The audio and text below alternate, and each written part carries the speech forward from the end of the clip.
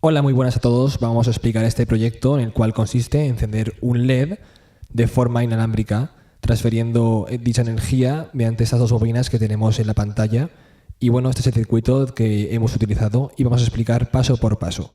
Aquí vemos el esquemático que hemos utilizado en la parte primaria, que corresponde con un inversor de medio puente, así como los módulos que hemos utilizado en dicho circuito primario y la conexión con las bobinas, que es la parte del transformador, y por último el rectificador, donde rectificamos la señal alterna en señal continua para encender el LED.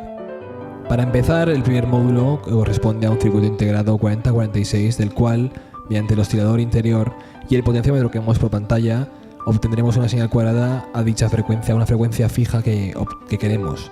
Dicha frecuencia, elegida arbitrariamente, corresponde a 260 kHz. El siguiente módulo se trata de un circuito integrado 4049, para el cual vamos a realizar un retraso en el disparo de los transistores, con el fin de no cortocircuitar en ningún momento ambos disparos y que consuma más corriente de la necesaria. Por lo tanto, la eficiencia del circuito y del LED sería mucho menor y lo más seguro es que no se encendiera el LED. Como observamos en el vídeo, comparamos la señal de la salida del oscilador con la salida de uno de los tiempos muertos, correspondiente en este caso al transistor inferior. Como observamos, en este caso no estamos recortando el tiempo, sino alargándolo, y es porque después se invertirá la señal gracias a un amplificador de corriente, un push-pull, que necesitamos antes de los transistores de potencia. De forma análoga se va a repetir exactamente lo mismo para el transistor de la parte superior. Como vemos, comparamos con la salida del oscilador la salida de este retraso, y comparando con el anterior, aquí retrasamos y no alargamos el tiempo. Y es por una sencilla razón, porque se va a invertir dos veces esta señal y va a quedar de la misma forma que vemos por pantalla. Y por último, así quedarían las salidas de este integrado.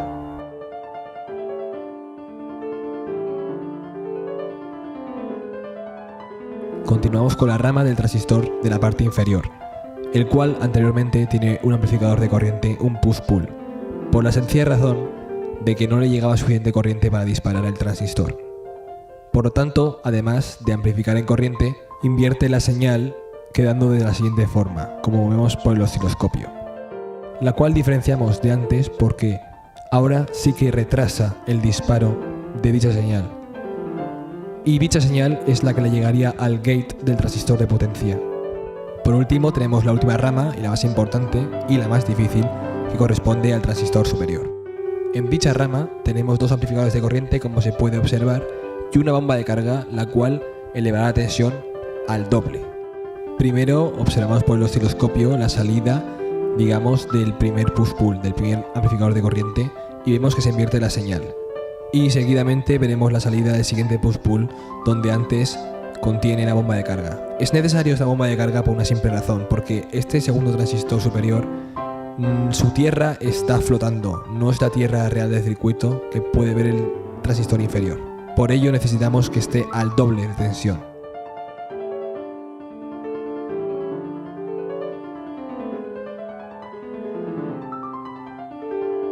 Y por último, veremos la señal que le llega a los disparos de las puertas, de los gates de los transistores, comparándolo con la salida del oscilador. Y vemos que se cumplen los tiempos de retrasos, tiempos muertos, entre conducción de los transistores. Y finalmente veremos las señales finales que le llegan a dichas puertas de los transistores, comprobando así que existe un tiempo muerto entre disparo de cada transistor, forzando así ningún tipo de cortocircuito ni consumo individuo para el circuito.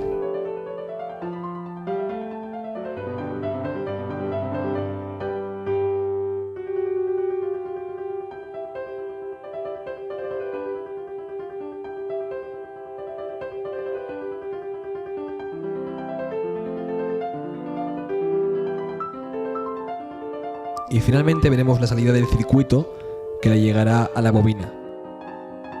Por último, hemos elegido un condensador en serie antes de la bobina primaria para trabajar en resonancia, y lo mismo para la secundaria, estando en paralelo.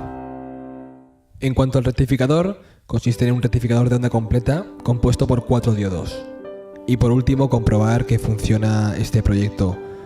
Hay que mencionar una cosa, es que la fuente de alimentación está limitada en cuanto a intensidad para no quemar, digamos, ningún componente y por seguridad. y en este vídeo la hemos limitado después a 0,62 amperios como máximo, y aún así, como comprobamos, el funcionamiento del LED es correcto y aún podría ser mejor. De todas formas, dejaré un vídeo en la descripción de este vídeo que consiste en un estudio de potencias que hicimos de este proyecto, pero no está comentado.